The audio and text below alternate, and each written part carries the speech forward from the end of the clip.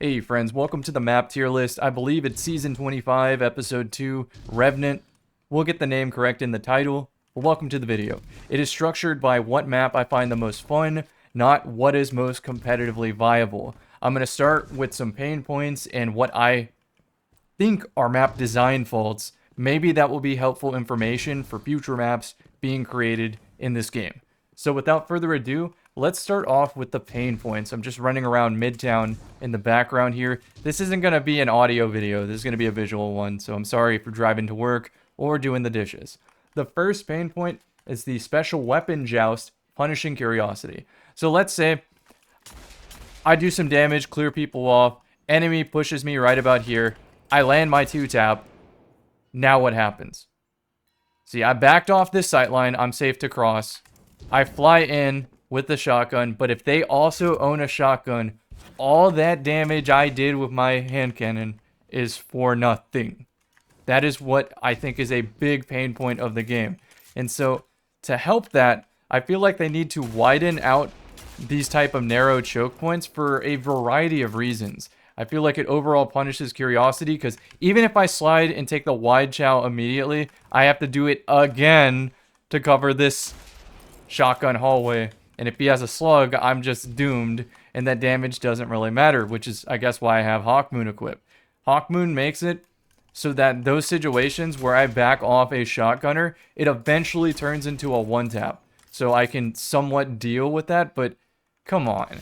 Look at the collections here. Look at how many variety of things I can use in this game, and it has to be reduced to Hawkmoon because someone has to have their hero moment with the special weapon. Next thing is AoE. You can pretty much just chunk any AoE at the wall, and it's big enough to cover the entire hall. Like, they realistically can't challenge me there. If the hall was a little bit wider, I would have to be very precise with my throw to cover the hallway, which I feel like matters. You can't just take those simple throws for granted. In the heat of the moment, when you're putting pressure, a simple throw is not a simple throw. Also, my teammates don't have the confidence to ever contest these choke points when they need to be contested. Like, let's say I'm on a flank and I put in some damage and I back them off behind cover. Like, my teammates just won't go into that China shop to get the finishing blow because they're too afraid of a shotgun, or they don't have the dexterity to use the sprint button or something like that.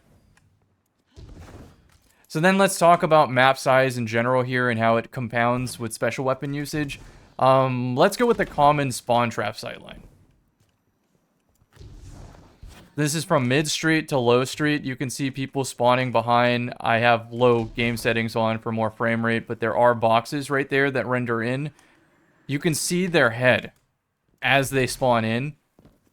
And if you have a sniper rifle, you can spawn kill. If you have a scout, you can spawn kill. But now look at my weapon choices here. Hand cannon and shotgun.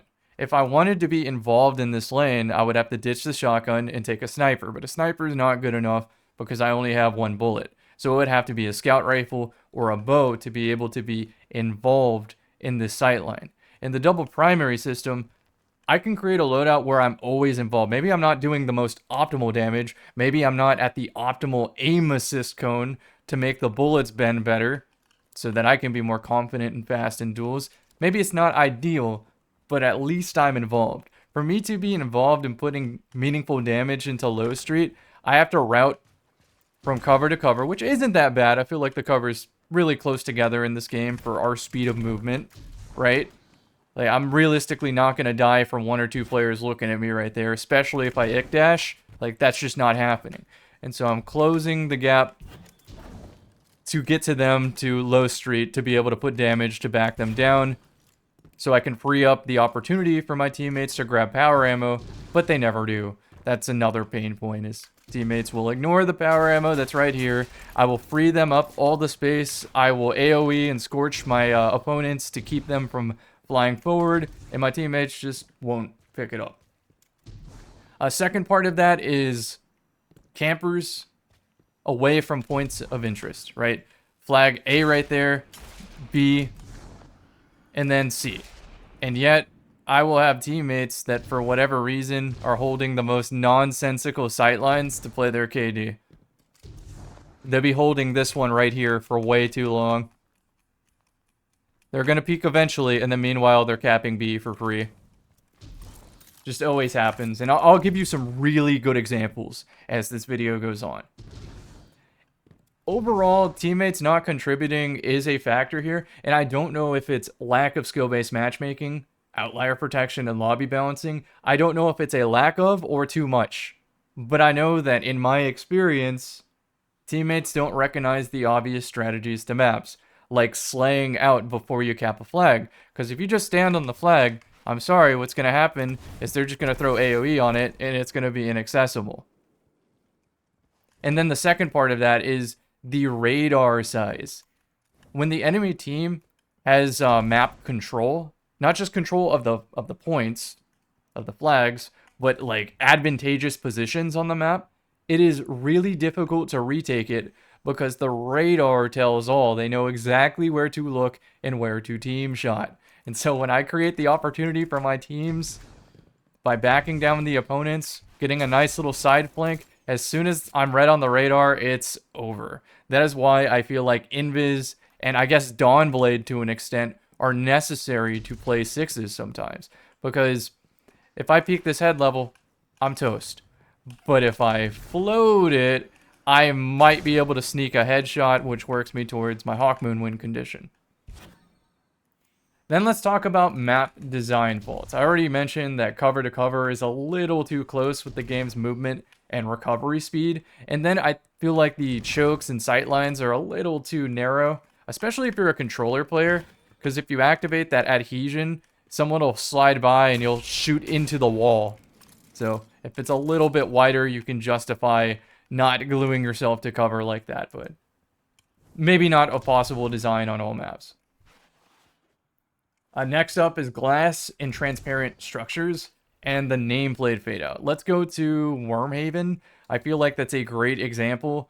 No, let's go to Multiplex. That's a new map.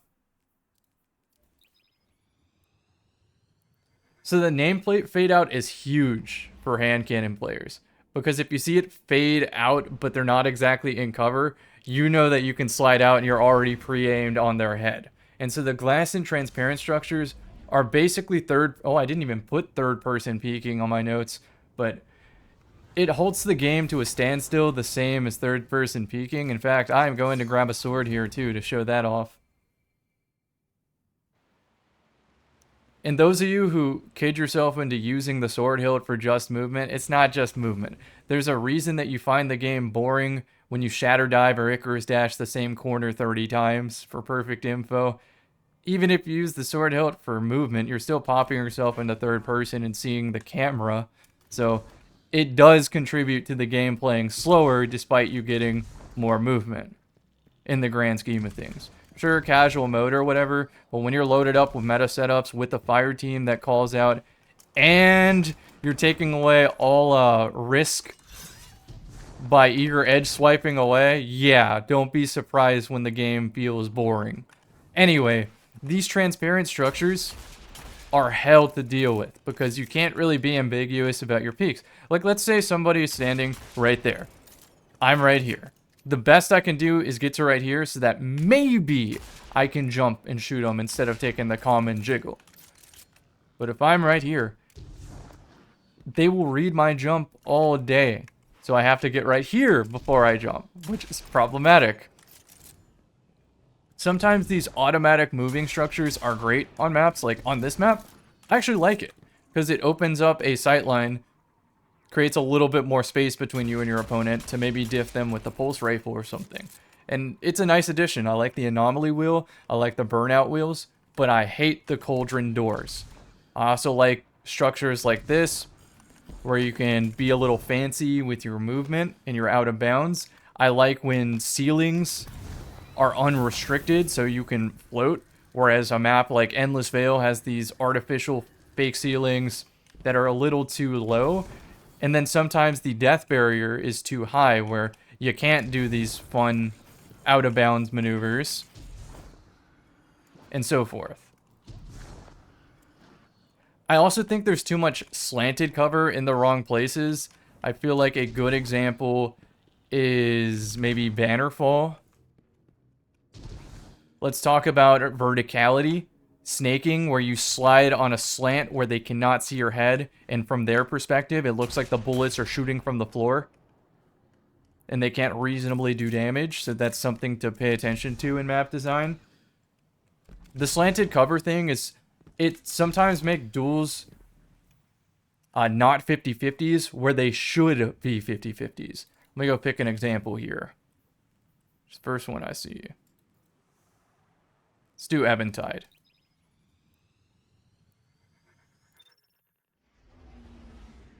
So, a lot of these maps have artistic additions that look good. They're lore accurate. But the problem is, they cause awkward player collision and unintentional aerial interactions and something called hypergliding, where you fuse with the floor and you're not able to slide or jump for a second. It's very jarring. Pacifica is on a slant, by the way. I ruined that for you. So, if you have any weird interactions there, it's because the map is slanted.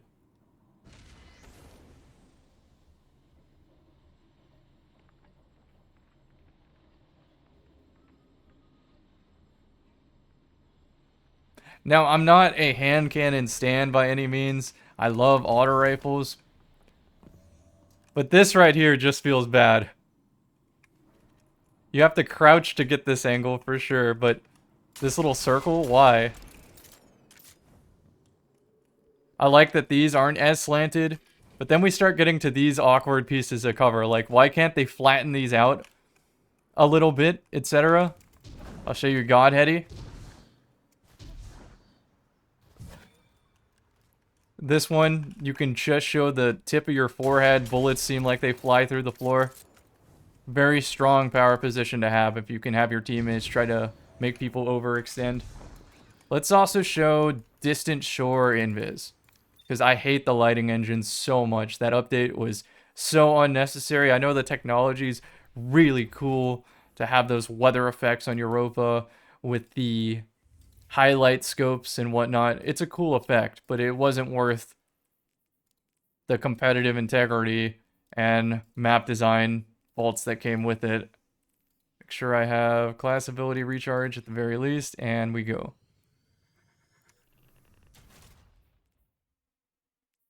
Do I want to save this loadout? It's a fun loadout. Was I using harmonics? Okay, I was using harmonics. I'm going to ditch it. We'll just do that for now. It's not perfect, but it'll do. Grab Elsie's and Shap because that's what everybody uses. Increase our aim assist.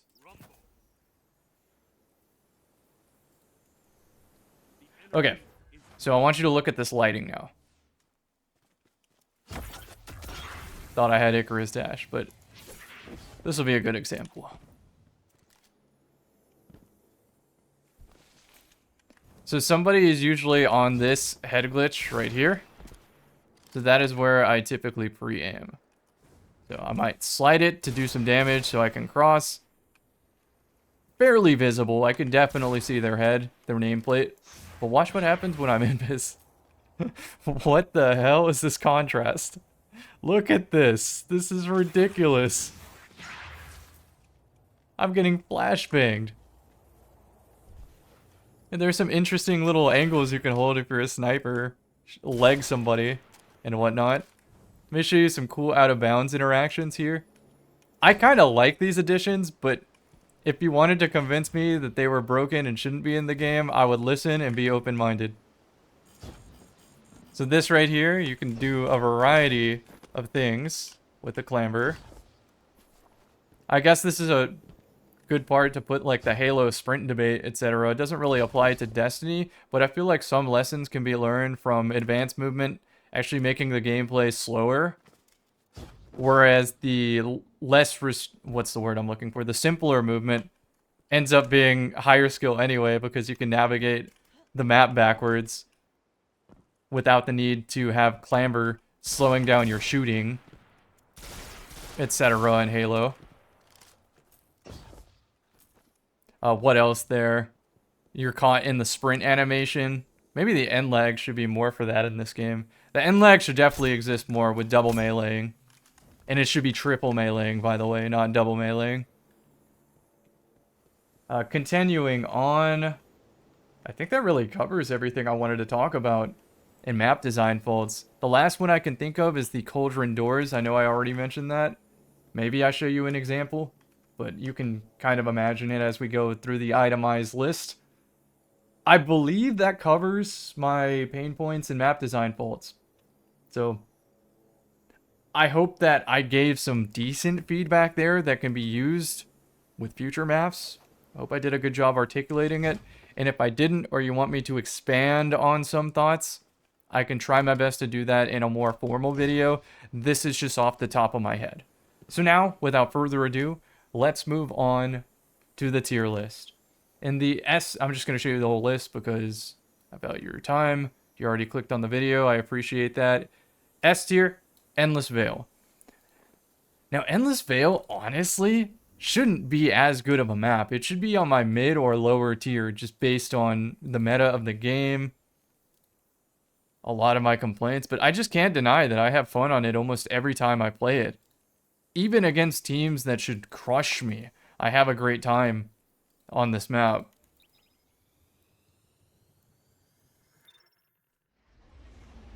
I think it's because it fits the party playlist identity of being able to use a goofy build and find a way to have the stars align and kill chain in a way other maps don't really offer. The only one I could think of is maybe Dead Cliffs, where it has a pretty brutal spawn trap and you have the movement to be able to capitalize on some of these kill perks, whereas other maps are a little too spaced out with the spawning, and you also risk a flip maybe too early on certain maps to where you just can't even get a 7th column. And yes, that is a unfair assessment of why I like the map, because if I'm getting a 7th column, someone's definitely not having fun. I get it. My biggest problem with this map, even though it's my S tier, is this situation right here, where I tap them, put some good damage in, but I can't follow up because of 2 reasons. Number 1, they have a shotgun, and number 2, everybody is spawning up already looking at me. So it's a double-edged sword. This map giveth and it taketh away, but I'm going to tell you, in my experience, it giveth most of the time. This map is really, really fun. Unless you're a stompy high jump hunter.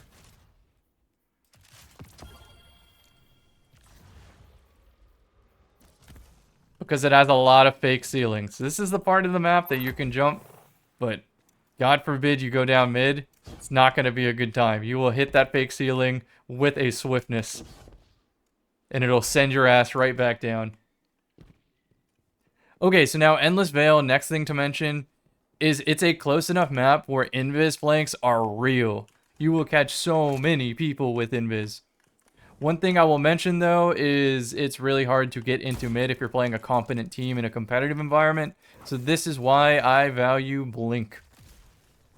I use Blink to get in to the cubbies. Instantly shotgun and AoE chow. And I still argue to my teammates to this day about the best way to approach this map from a competitive standpoint. I still need to solve it this many years later. The Trials zone capture flags instantly coming up are a nice addition, but sometimes you're just not equipped to handle a certain zone in certain metas.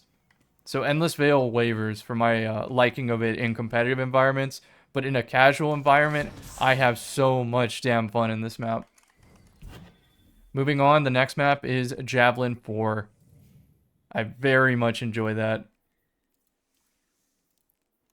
One pain point I can think of on Javelin 4, I guess I should articulate that my S tier doesn't mean perfect in this case. It's just the best of what Destiny offers. From a fun perspective, of course. Make sure I have my Ignorant Hammer.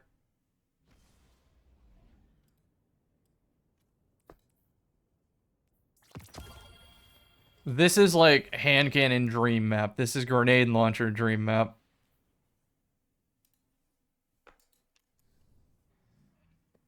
Funny that I like so many of the classic D2 maps. And that they also scale pretty decently with the current version of the game.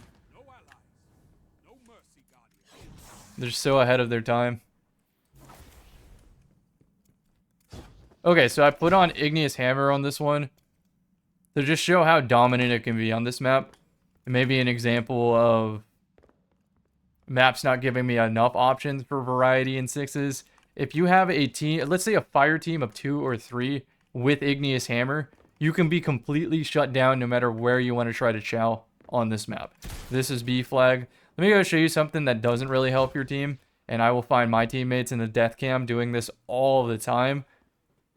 It's taking a pointless lane war from here to there and pretty much just planting your feet here and waiting the entire map, because unless you're pushing into either flag, it's not conducive to capping the flags. You're just sitting here trading kills every now and then, while the points of interest on this map are power ammo and B flag.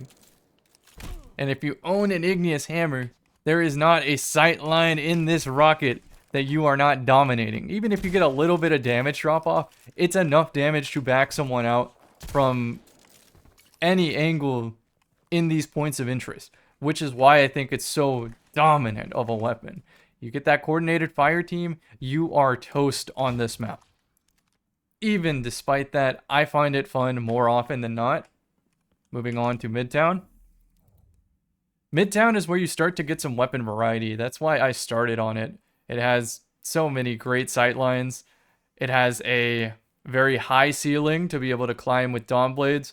Some fun out of bounds jumps. Some good verticality. It has a Salty Spittoon close quarters side of the map and a wide open lane side of the map. The only complaint I would have is like Iron Banner Fortress style game modes and the middle power ammo. The choke point hallway is very, very difficult to navigate, even if you're playing the head glitch properly. Rumble. You're on your own. I believe this will get faster and faster as I go down these lists, but I really want to try my best to articulate why I love these maps. I like this type of flag design right here, because when you're taking it, if they go behind this cover, they can only do so much if you start to play verticality. Like, you just jump, you take it away. I like that a lot. Whereas in that choke point, you just have to play special jousting after you put your damage in. I'll show you some cool precision jump spots. You can do it with control jump, but I'm going to just put triple jump on for sake of it. There's so many attention to detail on this map too. We go switch to a sniper rifle. Let's go occluded finality so you can appreciate. So in trial situations, there's this little cup, which blocks this sightline unless you shoot the cup. It's fun. I like little attention to details like that. I like that it's also kind of like Battlefield. You get to remove the annoyance or whatever. Shoot down the wall. Alright, precision jump. It's not really like Battlefield. Okay, so this one's easy with stompies and triple jump. You can go back the same way too. You gotta hold spacebar down to get the most out of your neutral jump. And a reason that I use triple jump and value it on so many maps is because you can do this right here.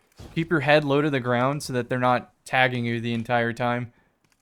And then you can ambiguously pop up at different angles here. Still play your cover. Still contribute to the fights. All because you equip triple jump. A lot of verticality here to play off of. And if you use something like Ascension, it can be even better. I don't think I have the Mayhem mode set up, so I don't get to show you the cool Ascension stuff, but I have done videos with it in the past, where you can like grapple cancel to reset your jump and totally break some ankles. You can stand on these light fixtures.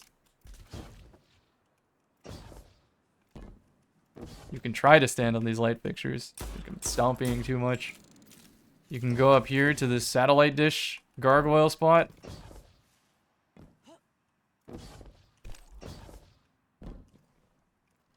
Now, should all these be accessible in the map? Debatable again. I'm open-minded. This one's existed since the beta. You can use glacier grenades to get into the apartments, which is kind of funny. If I was more practiced, I could make that jump to there. I'm just not in it right now. I don't usually stompy triple jump. I normally normal triple jump without the stompies. Anything else on this map while I am here? No, not that I can think of.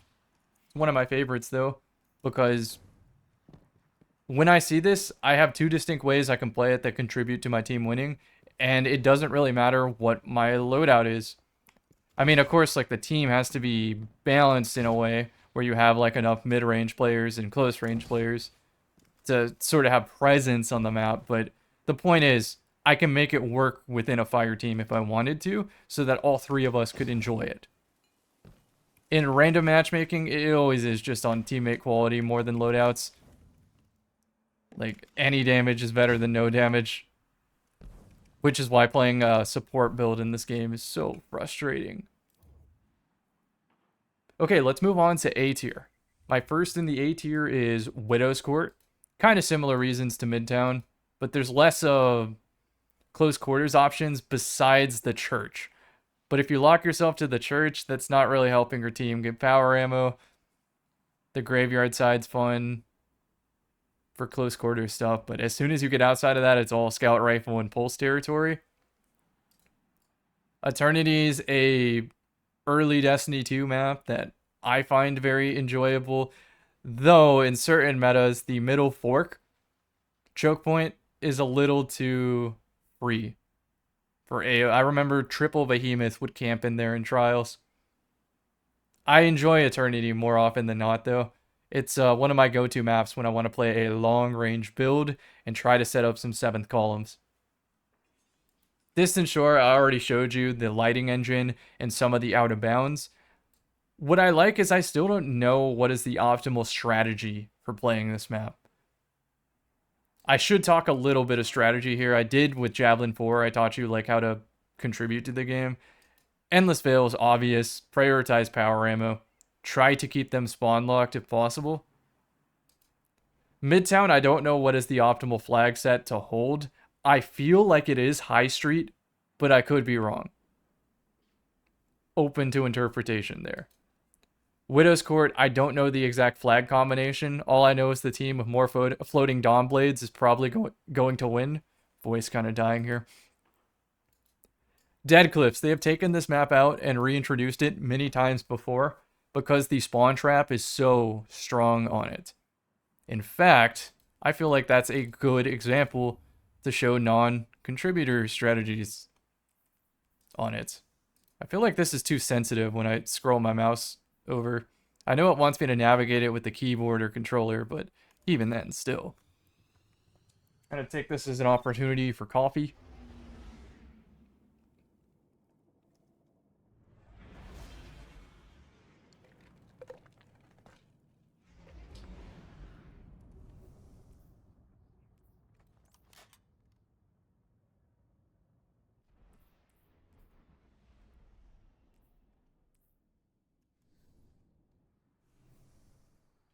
I'll hop back on my Dawn Blade if it's necessary for certain maps. I think when I go to Wormhaven, I'll show off Dawn Blade.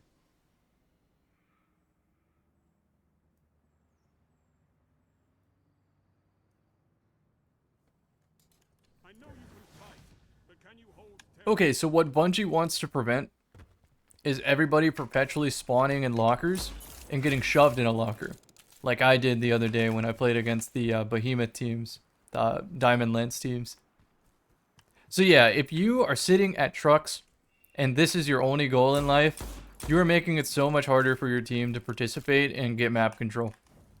Like, yeah, it might feel good to have a 7 KD by the end of the game, but I promise you what's going to happen is the dude farming your teammates that are trying to play the game is going to get a super. He's going to roll up in this bitch. You're going to die to a super, then you're going to spawn up in front of him, and you're going to die to the super again. That's what's going to happen. All because you wanted to play the KD.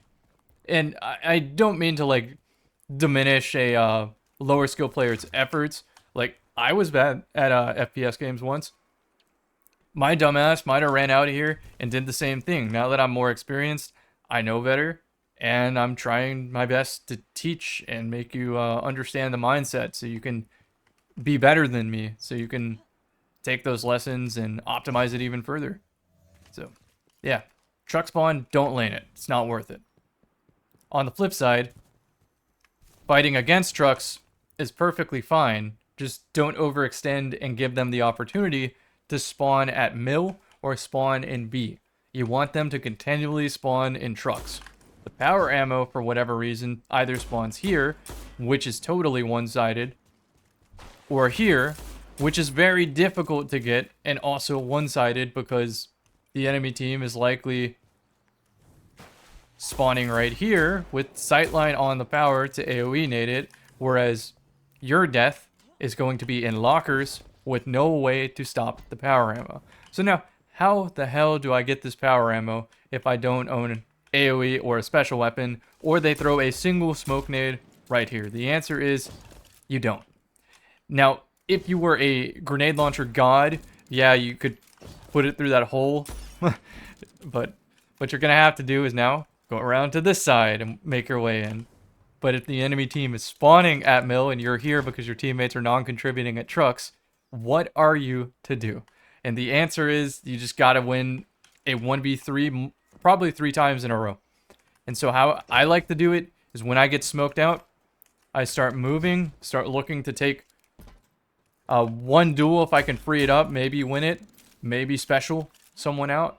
And then what I do is I jump over, triple jump in, and now I start to play my covers, start to make the enemy overextend to me and waste their time. I want them to waste as much time as possible, because if I take 3 to 4 guardians away from my teammates, that's an opportunity for them to leave the truck spawn. Will they do it? Probably not, but that's the idea. And so while I'm fighting the opponents, I'm always jumping out of bounds and back in. I'm really, really making them work for it. You can do some crazy stuff on this map, like jump on that tree stump. Needed to be a little bit more precise there. I'll show you some of the cool spots here to waste the enemy's time. But that's the idea. It's you want to waste their time.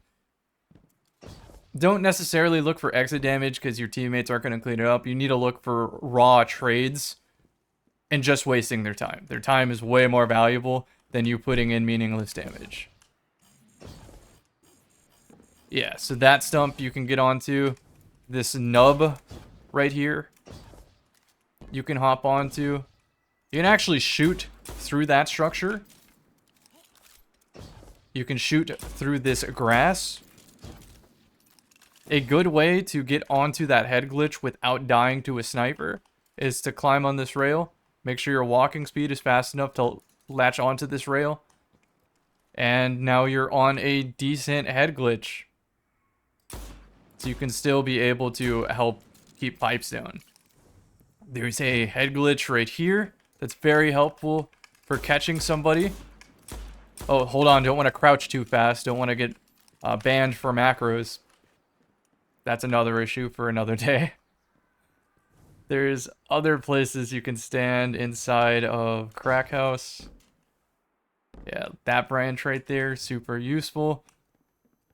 Look how wide this sightline is. Like, damn, dude, I wish this was just like standard door size across the game. It'd be so much better for being able to play primaries more. Especially with all the healing, movement abilities, etc. Like, they really do need to widen these doors. Like, now that I'm seeing it more, paying attention to it, I can't unsee it every time I pass by them. Another common one is you want to stand on this box to have a different elevation for when someone's pre-aiming. And once you notice enough kills in the kill feed or anticipate enough damage from your team, eventually you have to leave the safety of trucks and try to make a play to flip the map. Because if you're too late, they get power ammo for free. Because again, as I stated, they're going to put a smoke right there and you just can't access it. They're going to get hammerhead, which is a problem with how ammo efficient it is. This is a literal perfect roll because appended mag is enough. And you can still keep the radar booster out too, which is super useful. These are super easy to use. And honestly, gun to my head like I have to win a tournament tomorrow, I actually want my opponent to use machine gun in a competitive state, right? I want them to be on machine gun because I feel like that's the easiest power weapon to deal with. All I gotta do is jiggle cover, and machine gun is dealt. But grenade launcher, especially remote detonation grenade launcher, is the hardest thing to deal with outside of Eager Edge. Which, again, let's talk about the third person problem, just to really drive it home. I really will see people do this shit and wait it out, so they'll line up their crosshair, peek, get their shot, check again. If they see 2 guardians on that lane, they won't peek. As soon as they see 1, they're out again. And that's just how they play the game. And there's not really anything you can do to stop them from doing this. It's up to Bungie to do what they did in comp.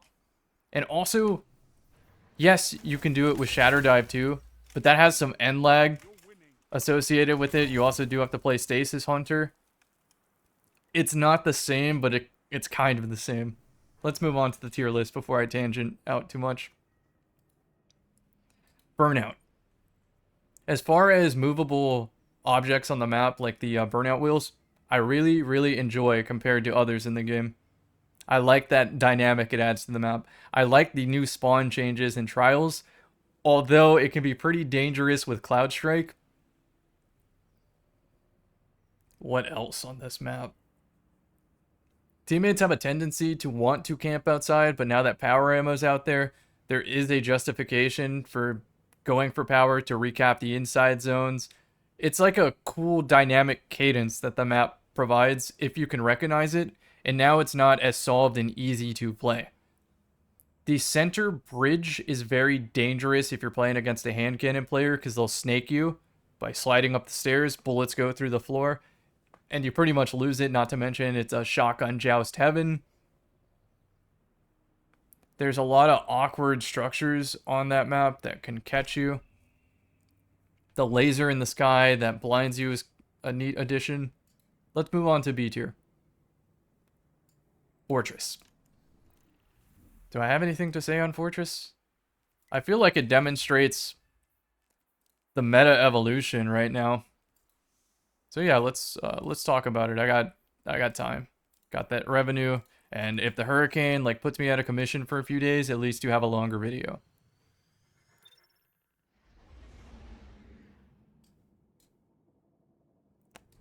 Dissonance. Let's just talk about all the new maps real quick.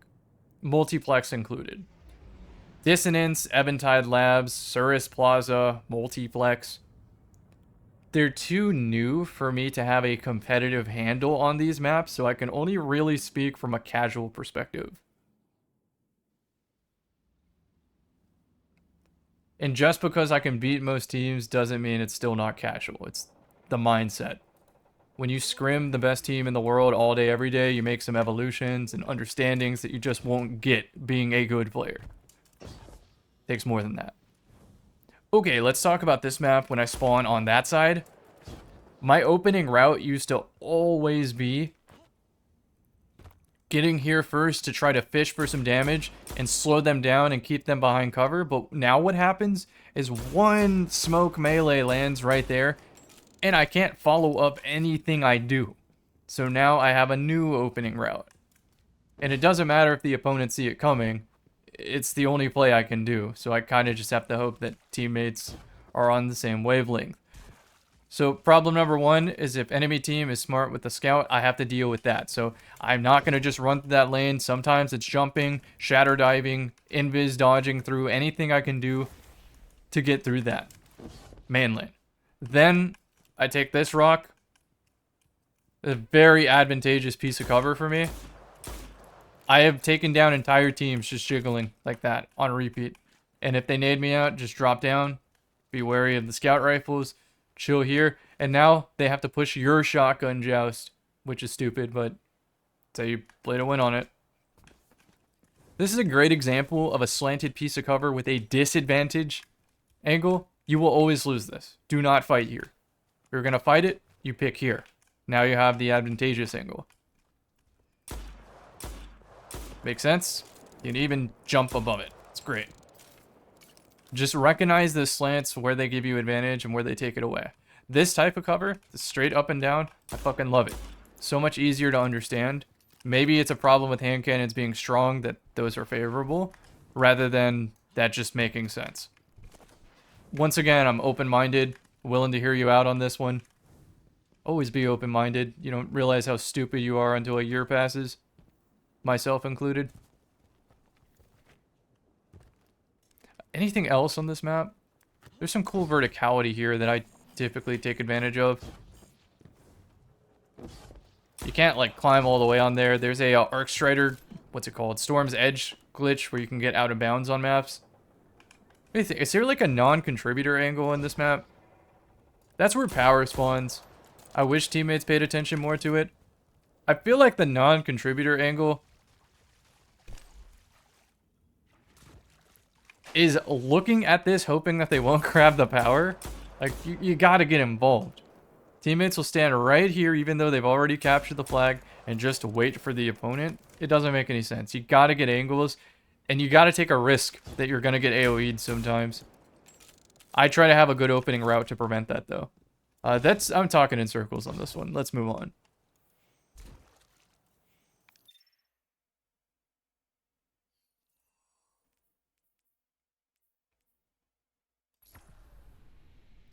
Dissonance has some awkward ceiling angles with the Warlock, but I do find it fun now. I like this one. I do believe it is my favorite of the new maps. I already showed you Eventide Labs. Too soon to tell what's the better flag combo. Power ammo seems very easy to line of sight to keep people off of it, which is nice.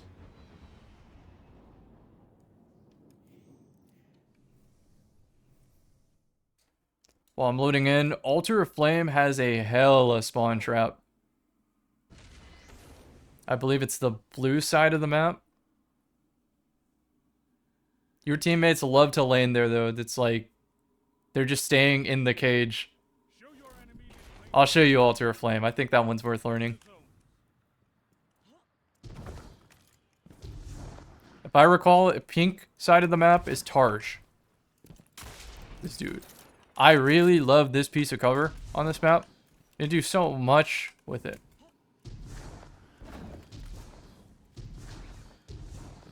People love to scout these far ones. Everyone always jumps to the window too, so you can take this heady. What else here? Oh, this. Why? Why are these transparent?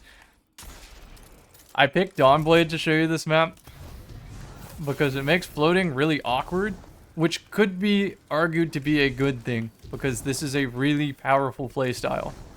You see how if I'm like trying to get angles that eventually I will strafe into a structure or something like that?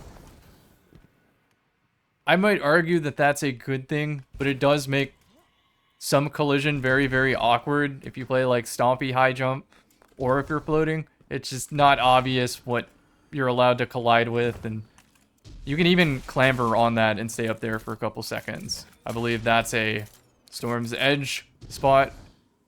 Just something to pay attention to. I don't know if it's exactly problematic or not. Overall, I really like this map. It is still puzzling me today on what is the correct approach. What is map control on this map? When is it safe to cross? Is it ever safe to cross? I'm excited to play it because I'm always learning and getting better at it. And it's genuinely a fun time most of the time. So, I like it.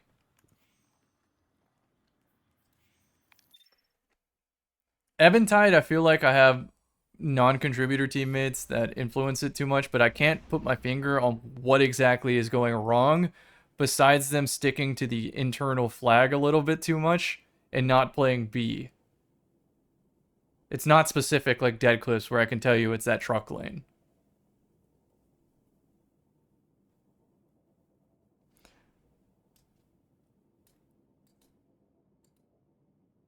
Altar Flame. We're going to properly learn Altar Flame.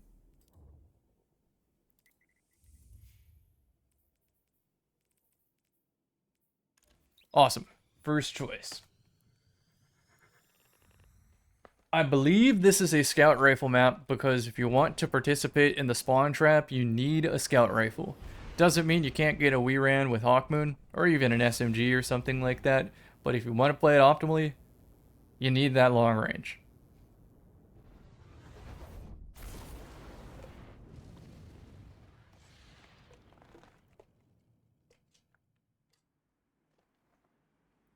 I like this map also has a lot of wide structures that make me not feel like I'm going to get shotgunned every minute. And now that I'm saying that,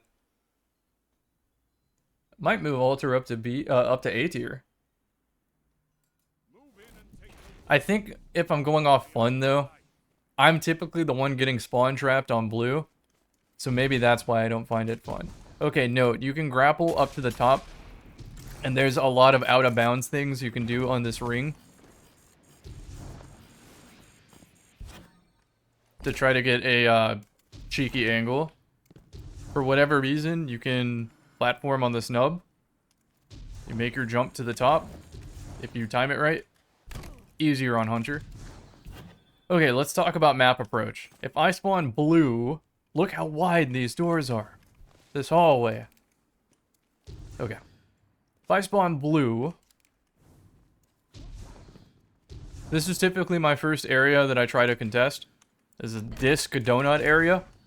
And if I have the option to cross to play this cover, I will do that too. I want to keep my opponents down as much as possible so my teammates can come up and be able to stand on the flag. And as I take damage and they overextend to hit me, my teammates hit them and so forth. It's a nice give and take, bait and switch. Be like a pack of hyenas, never duel. Always nip at the heels. That's just like playing optimally. And I'm not saying play optimally in all casual modes. I'm not saying that at all. But you just kind of self-referee and keep the match close. Because it's fun to play the whole match. My approach, at least. There's an awkward clamber spawn or something in this curtain, if I recall.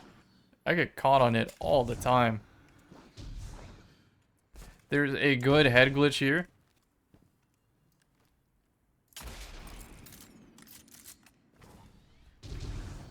I guess this is your shotgun joust area. Your sniper head glitch on the stairs. Be very wary of someone taking this position when you spawn red. They'll snipe you every time. They never miss. Okay, so let's talk about blue now.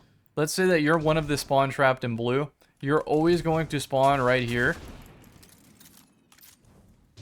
And your first thought is going to be, oh man, I have a scout rifle. There's an opponent right there. I should fight him. Forget about that. If you die quick, you'll spawn on the other side and save everyone the trouble. Sometimes fighting is just not the move here. What you need to do is back them off with just a little bit of damage and then start working towards Dark Tunnel.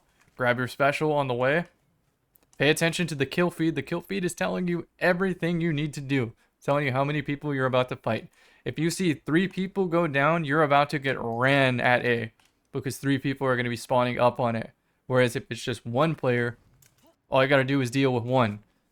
So I don't even advise standing on the flag unless you want to lure aggro away from your teammates. So you always have to base it on how competent your teammates are. If you expect your team to get ran over and the opponents to flip, don't touch the flag. You don't even want them to know you're over here. Your presence needs to weight the map in a way, or the spawn in a way, that removes your teammates from blue so that you can spawn red, so that you can push up, take disc, take donut, get some angles, so that you can spawn trap them in blue. Is that good map design though, that it's so one-sided? I don't know about that, which I think is why it justifies it in B and not A for me. But teammates just like don't recognize that. And yes, it comes with experience, but like how many times in a row do you have to die at blue with the scout rifle before you try something new? Maybe the mercy rule kicks in before anybody tries something new. Maybe they get super farmed 7th column and just quit the match before they try something new. I don't know. Question marks. Let's move on. I felt like this was a good example though. Fragment doesn't have a callout map. In fact, I could be saving a lot of time if I just show you the callout maps instead of the maps themselves. I'll think about it.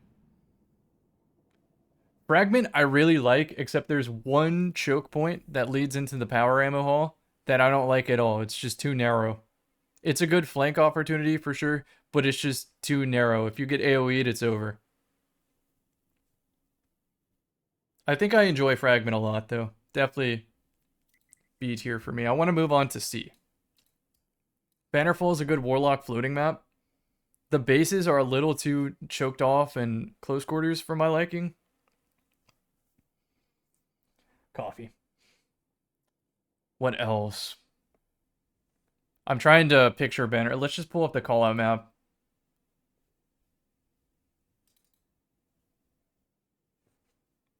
Perfect. Yeah, you can see we added on to this. Okay, the catwalk to catwalk challenge is the only thing I'm going to harp on. More often than not, that one's a pointless challenge. If we're talking Rift, completely different conversation here. Let's keep it to control. 6s. Obviously, you have to stand on B flag to cap B flag, right?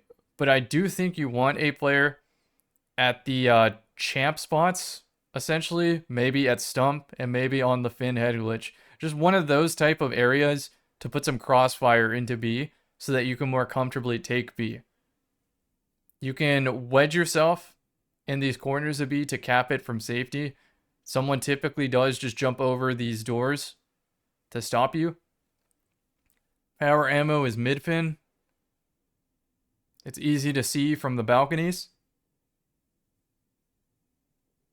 Strategy-wise on this map, I will play what my opponents are bad against.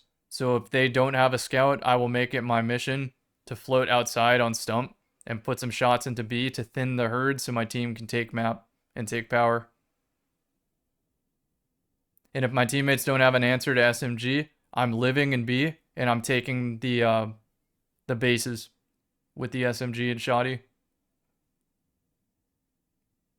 Outside of Rift, I typically avoid these areas because the spawn weighting is really, really heavy on the initial spawn, and you will typically see people jump onto the bridge. So if you're a sniper player around this area right here, you can rip some players. Like I'm talking 3 or 4 in a row just because they can't resist jumping up every time. So think about a safe approach whenever you exit these initial spawns, is all I'm going to say. Wormhaven, I have some bones to pick. We're going in-game for this one. This one is non-contributor central. Let's put our ability timers, because I need to be on Dawnblade for this one. Grenade's the only one I need. Careful, it's like defusing a bomb.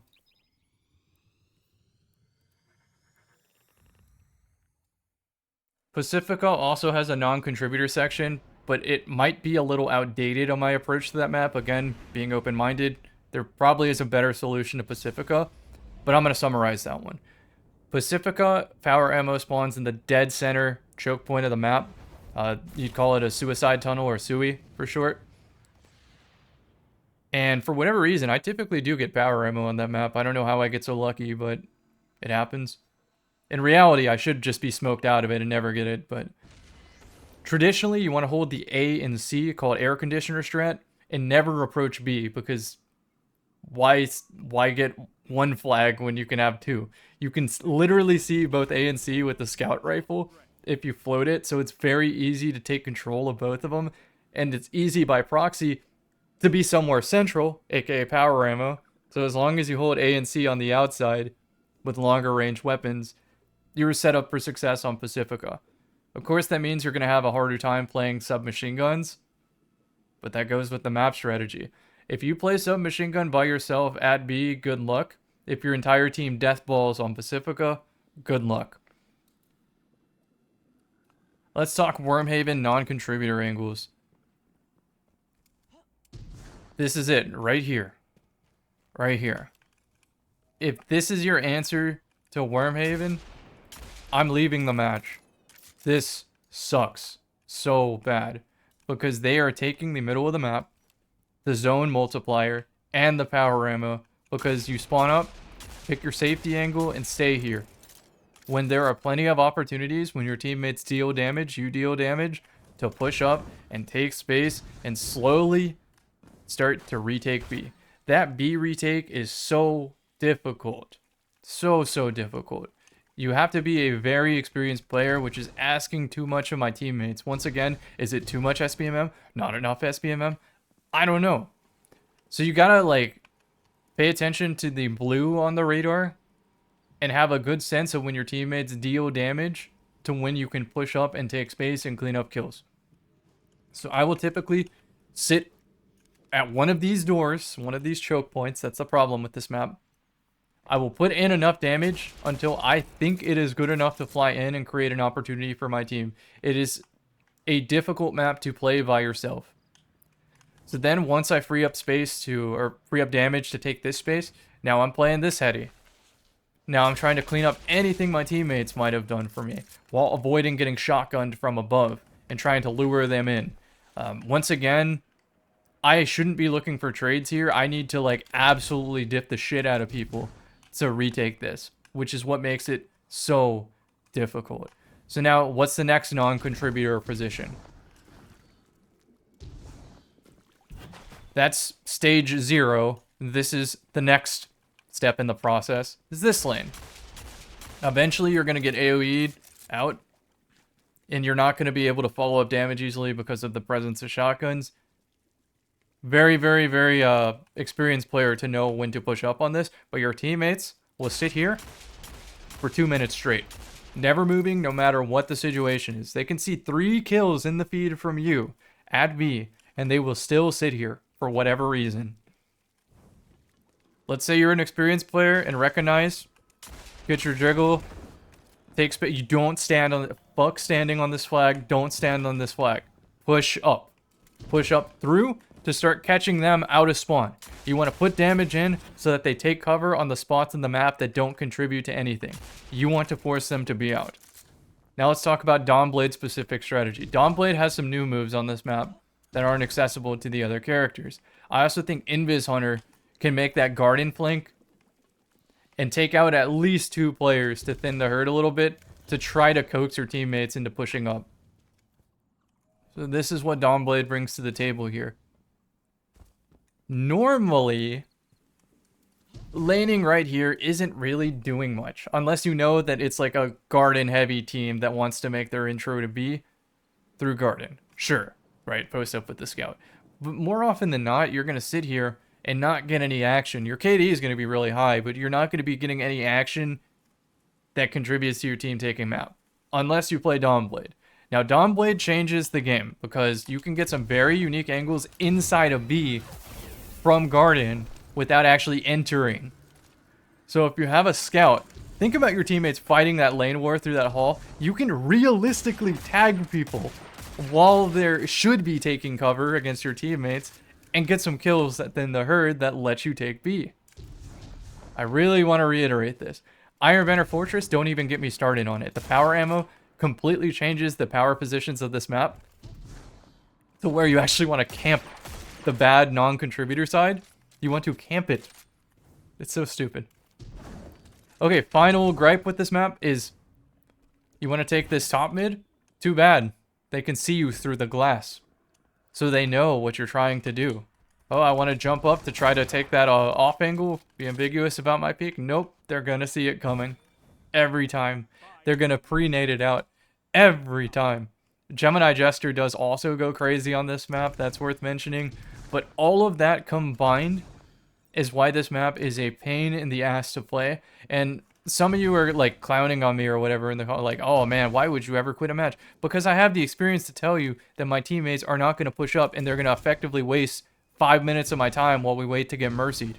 I'd rather just queue up into the next so at least I can have a primary gunfight, because when 6 opponents don't have to use kit on my teammates because my teammates are not worth using the kit on, guess who gets solo supered, guess who gets ability spam, and guess who gets shotgun jousted whenever I'm the one dealing the better damage. It's so frustrating. So this is why Wormhaven, in theory, is a good competitive map, but in casual, doesn't pan out because, once again, is it the matchmaking? Is it the skill-based outlier protection? I don't know. I don't know. Wormhaven is C, though, because I cannot deny I have fun on it when the going's good, but when the going's tough, you back out. You take the quitter penalty, it ain't worth. Meltdown has a vicious spawn trap on either side. Not Dead Cliffs level, not Altar of Flame level, but it is noticeable. I like the verticality angles that you can take on that map, but there are some doors that are a little too choked out for me to like to play. The outside area also has some cool angles. I wish the death barrier was a little bit lower so I could play out of bounds a little bit more on this map. That's about all I can think of. Radiant Cliffs has one of the most famous chokes in the game. Famous non-contributor choke. We're gonna go view this one. 3 minutes. Hold strong, and this battle is yours.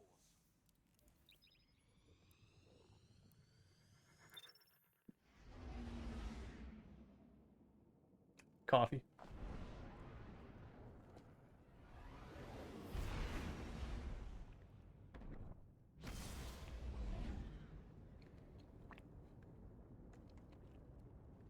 Also, if someone wants to be a homie, because I'm not going to do this, if someone wants to timestamp all of the maps and major points, I will pin that comment. I will add a heart to it. You will be doing me a solid.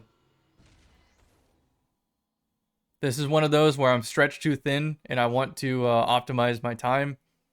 And doing that is just going to be very, very, very monotonous when someone else is already watching the video anyway. I really appreciate the solid. You were the best. Let's talk about the choke point here. We already spawned on it. Power ammo spawns on cinnamon roll because it looks like a cinnamon roll. It's called Sin. Right. So they will look at Sin. They will do nothing to approach the power ammo. It's someone else's job. It's choke point number 1. How the hell do you navigate that? Choke point number 2, elbow. It's too narrow.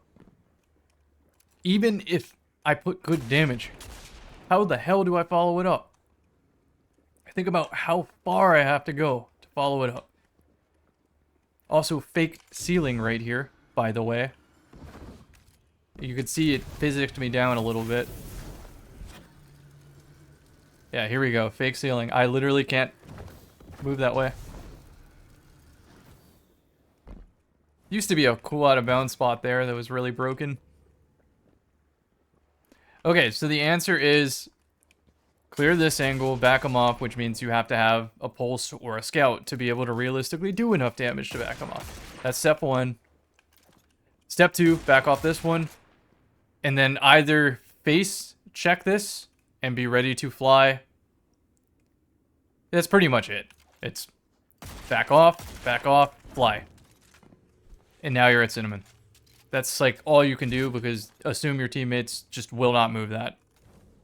It would be helpful if one of your teammates put in damage, they push up to this square, and they do the same little cutting the pie checking to eventually fly to Cinnamon, and maybe you can put some covering fire when you recognize that.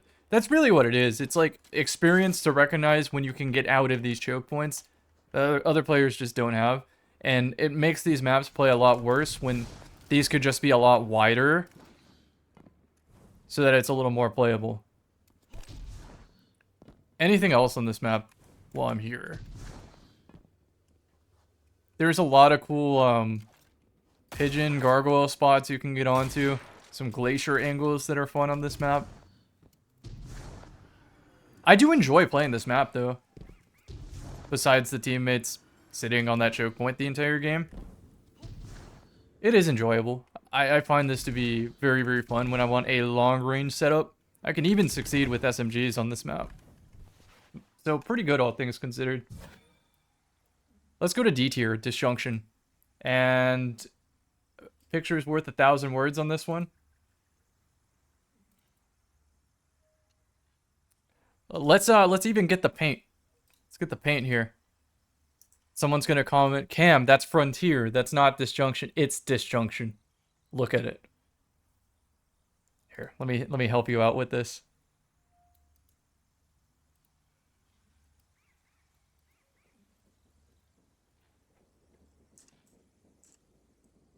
Is it an eye? I don't know.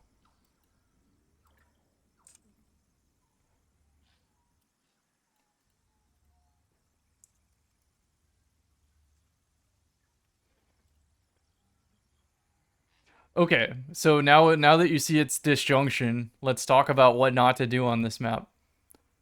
Okay, this is where the map takes place. I'm not even fucking with you. That's the whole map right there. The rest of the map just does not exist. Unless you're my teammates. If you're my teammates, there's only 2 spots on the map that exist. That sightline and that sightline. I don't know what the obsession is, but I kind of do.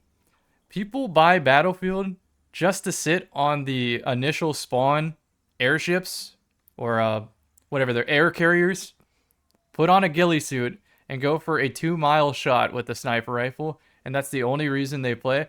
More power to them. I understand the fun in that, and I can kind of understand why teammates have this fascination with scout rifles on this map when they're not actually winning the map. You can still use a scout rifle. You just Dawnblade float over here with the sight line over there. So these 2 non-contributor sightlines do have some value, but not when 5 of the 6 players are on these lanes. And this center lane also, I guess, too. Power ammo spawns right here, which you do have to pay attention to eventually. 5 minutes left. But the fighting that matters is on B. That's what I want to drive home here. The fighting that matters is on B. And sometimes,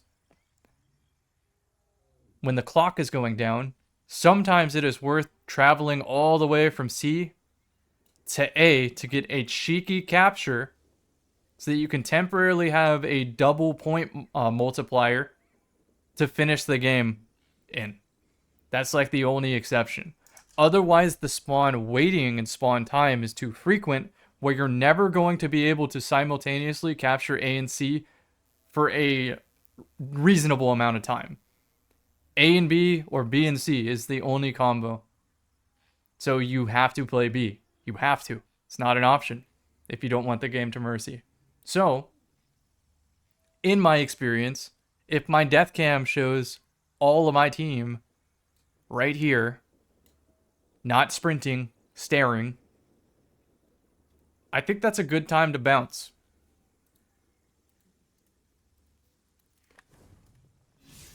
Let's talk about the next one. Suris Plaza. Glass. Holes in the floor. Teammates ignoring power ammo.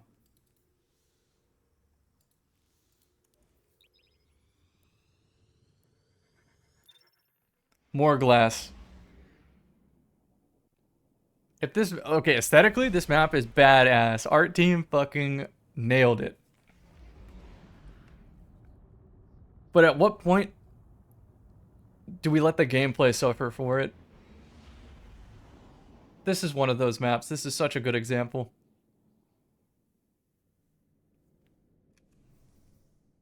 Control.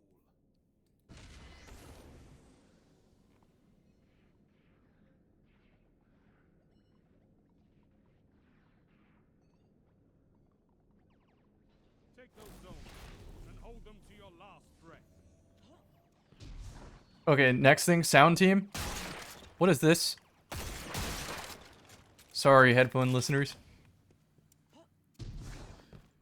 Okay, let's talk about the glass. The glass is fucking everywhere. You can't be ambiguous about your peaks. They will pre-fire you the whole time. This is a nice power position. Even get that little head glitch and jiggle going on there. Pretty good. This is a power position. You would think that this would be a non-contributor angle, but it thins the herd so nicely on this map because these are high traffic areas that this can lead to you capping B. Because you also get power ammo from holding that. So that side of the map, believe it or not, is still very valuable to winning this map. Can you see the problem with B flag? Can you see the glass everywhere? Is there like some corporate Windex sponsorship or something that I don't know about? Look at this. The radar is so giant and there's just so much glass. So much transparency. Next problem with this map. We have this giant hole in the floor. It would be cool if they had like some ledges or a little platforming, or if there just wasn't a hole in the floor. It makes navigating this really awkward is really what I want to say. You have to have an AE build or play mouse and keyboard Dawnblade or something to be able to play the whole map here. And that feels kind of shitty. When I'm trying to play all loadouts, all input devices, it sucks to feel locked into a single playstyle when a map comes up, especially knowing that your teammates aren't going to put up the effort to make the map playable. When I can feel the mercy coming because they don't get it. Other than that, like, pretty decent map. It's just, if you play players with a brain, they're going to hold you down and you're not going to be able to really get the drop on them. Sure, you could argue that, oh, Cam, you have the glass too. You can use it against them. Yeah, like I said, though, in experience, sometimes you just have the worst team. And this makes me being able to dip those opponents a lot harder. More glass.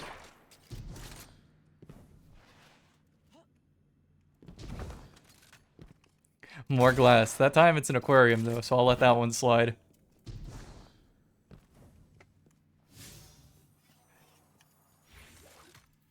Orbit, maybe? Next one is Cathedral of Dusk. Do I have a call-out map there? Yes, I do.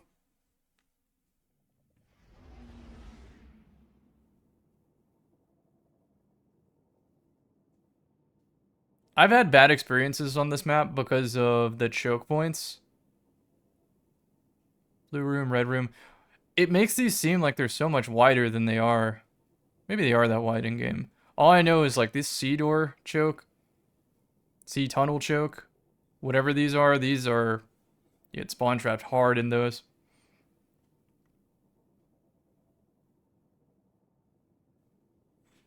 There's an outer area here where you can float with Dawnblade, use triple jump, catapult lift, whatever to get some nice angles to free up the opportunity to take up power. Maybe your teammates push forward.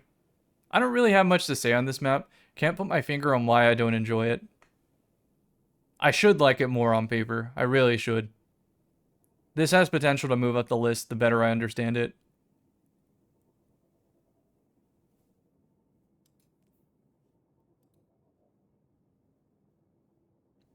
Multiplex. Is there a call-up map for that? I already talked about multiplex. Aesthetically, it's cool. Very, very scout rifle necessary. The glass area of the obstacle course is super lame. There's ramps and slants where snaking is pretty prevalent. Your teammates kind of non-contribute in the main hall. When the outside B area makes the most sense to control with the scout rifle to eventually get power ammo.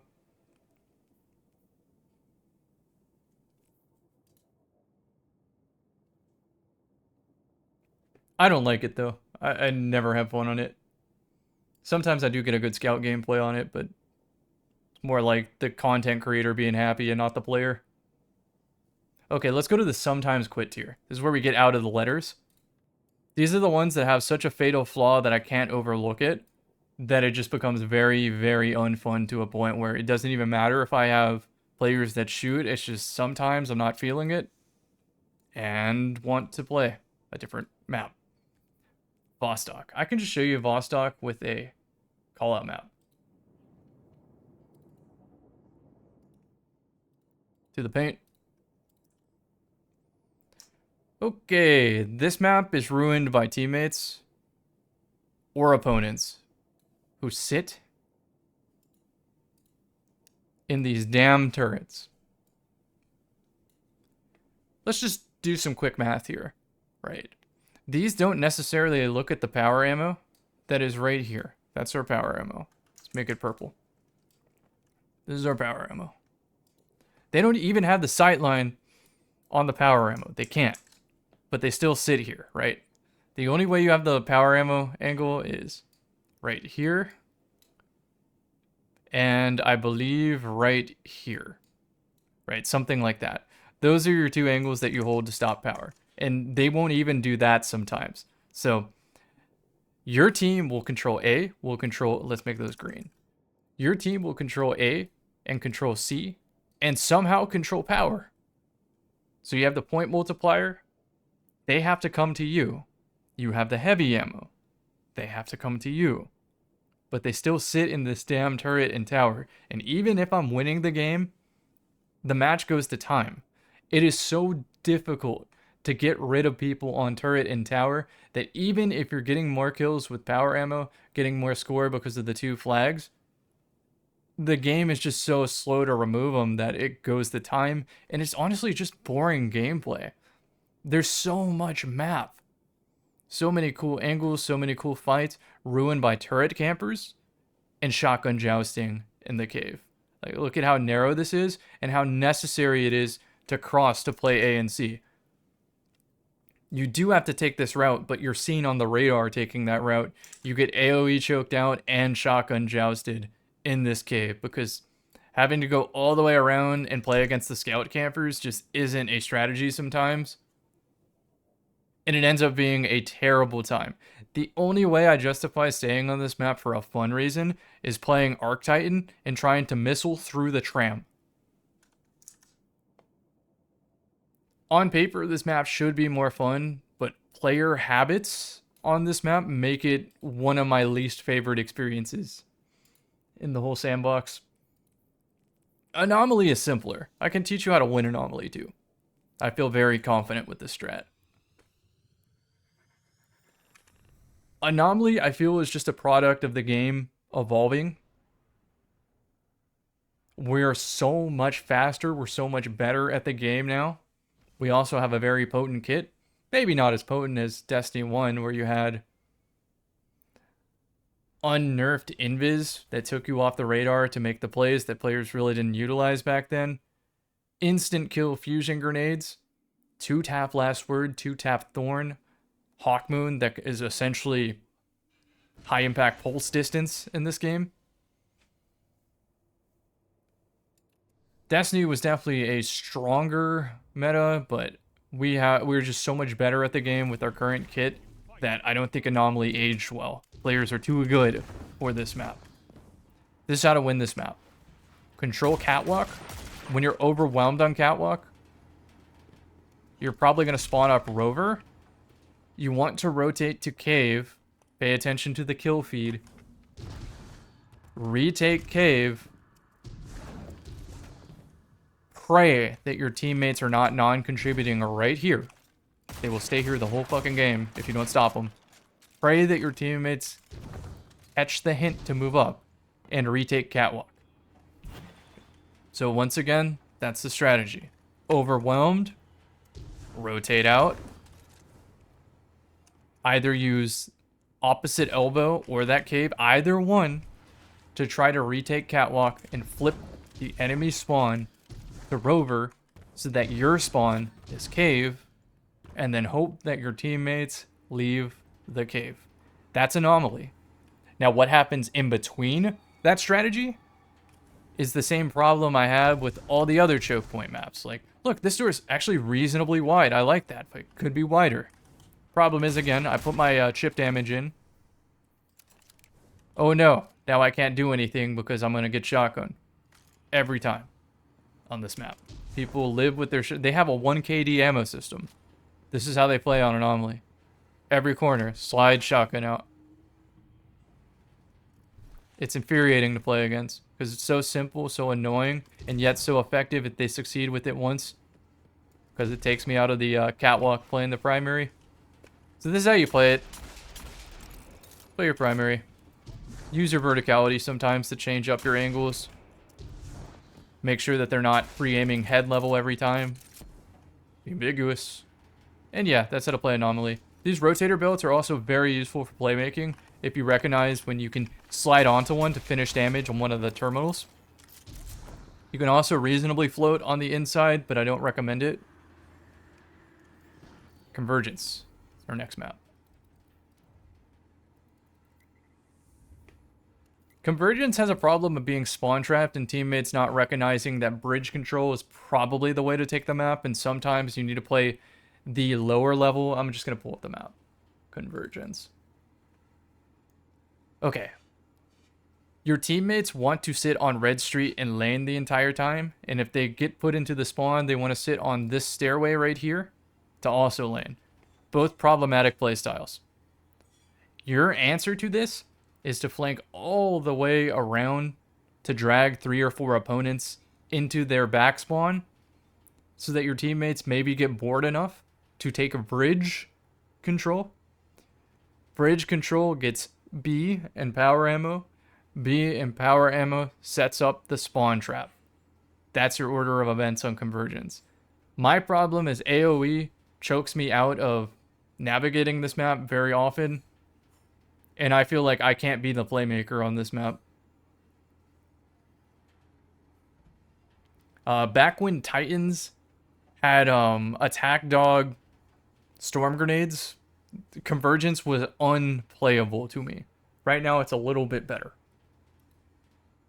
I would even say it could justify being moved to D, but the spawn trap is very heavy, and I typically find teammates don't recognize how to get out of it. So it's one of those where you just have to let experience tell you if you want to leave early and save everybody 5 minutes.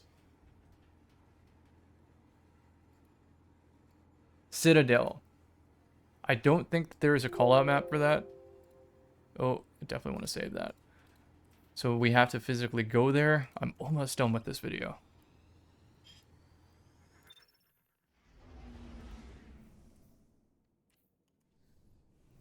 Problem with Citadel is there are 2, maybe 3 choke points that you need to navigate in order to have a chance at getting power ammo. And then your teammates non-contribute the same way on Vostok by shooting out the porthole window the entire game. B flag's kind of bait on this map. Like, you do want to send somebody there to cap it, maybe someone there to hold the angle, but you don't want the whole team hovering around B because you'll miss out on the power ammo. You need players on the inside mostly. So don't get baited into playing the outer edges of B.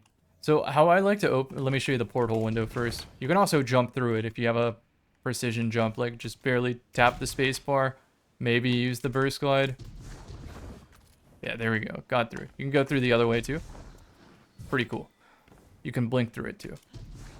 So my opening route is special ammo. That choke point I hate unless I have like team ignitions or something like that. I'll grab another special and I'll play this angle until it looks good enough to do something with my kit. Whether that's float with the Dawn Blade, Behemoth Titan in, etc. So I try to take this role because typically my teammates either can't porthole or want to deathball this choke. It is valuable to have a player on this side to now play this opposite angle. And maybe cap B if it's free. Too many players here and everybody staring down this lane, you're never going to get the power ammo. Even though you can see it, you're never going to get it. So I like to put some damage in here, right? It's my job.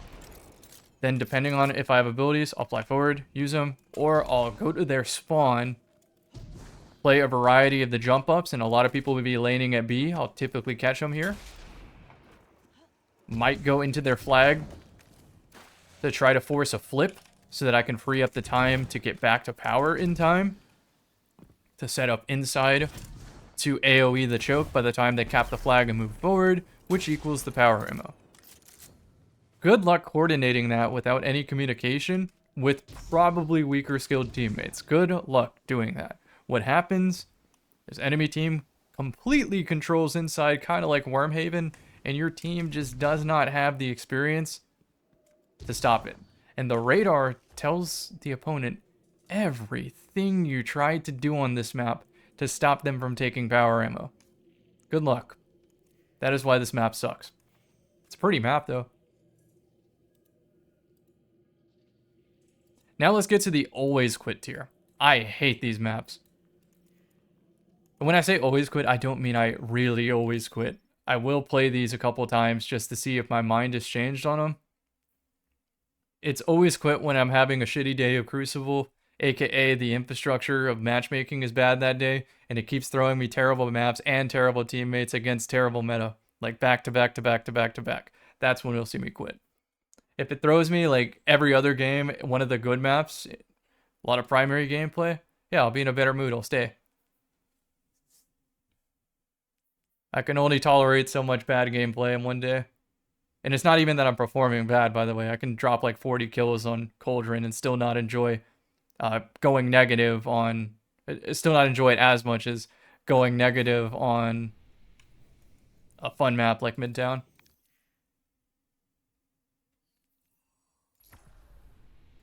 Okay, almost lost my train of thought there. Do I really have to show you Exodus Blue? I feel like the callout map will suffice. There is cover. This is like a map where you can play with 2 shotguns and pull special ammo off the wall and somehow succeed. You don't need to use a primary on this map. B is ability in shotgun hell. How do you capture B on this map? Power ammo is on B too, so this is one that'll frustrate me to no end because I feel helpless here. This is one that like artificially puts a limiter on me to have to only use my reaction time and limited special ammo to have an impact on this match, which means I'm not using my primary, I'm not playing verticality, I'm not playing my strafe, none of it fucking matters. It's just the shotgun trade that makes any tangible difference on this map, and I hate it. That's it. That's why I hate this map. Cauldron. The doors. Oh man, look at how detailed these callouts can be. I can laser designate exactly when and what to peek for my team, but the radar and the stupid automatic doors let the opponent have a little too much heads up for what's going on. I can even use Gemini Jester to rip their radar and HUD completely, and as long as they hear that stupid sound of the door opening, they know what to do.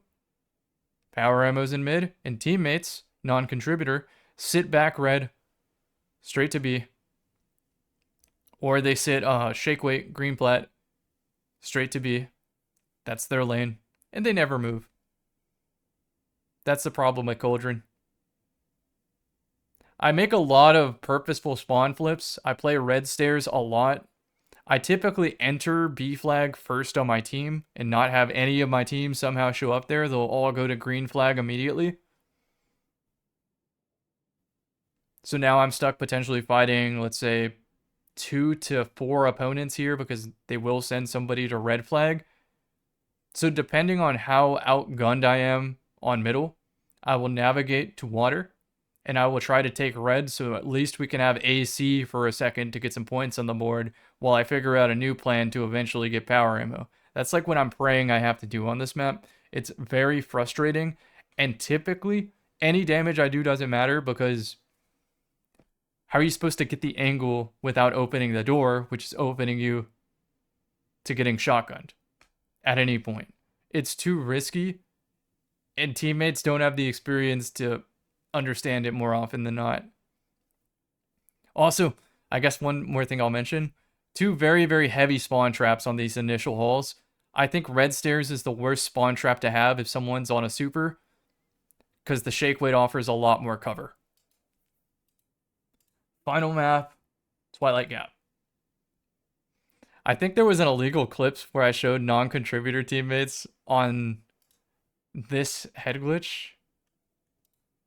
It's pretty funny looking back on it. They were right here. Just laning. Look at how much map that they're not playing. It's wild. Okay, let's talk about this map. It is just like Exodus Blue where it's all shotguns, except I like this map a lot better because there's at least verticality to it. But it's like a fancy appearance for basically the same playstyle. You're still just going to shotgun everything on this map. Shotgun matters. How do you navigate any of this when you get AoE'd or shotgunned? So then your only answer is to play B, which your teammates will not do, by the way. I don't know why. You can climb up on the wires out of bounds. There's a lot of out of bounds and under the map spots here on this map that are useful even. So it's probably play Dawnblade, float B, try to play the wider angles that other people don't have access to avoid shotguns. But eventually, you gotta get in the mix. Shotgun for that power ammo. Typically, teammates don't understand what to do on this map and just want to run it down and trade with the shotgun. I don't blame them. That's their hero moments. That's what they paid to play. And I just don't find it fun, so I will leave this map more often than not. Teammates and opponents have a habit of sitting on a catwalk the entire game. I don't even know what they do at A. I haven't paid attention. I think they sit at this angle and stare down, which, like, honestly isn't that bad. That's pretty much it. You can see why I don't like this map just by this section right here. It's hell to navigate. That's really it.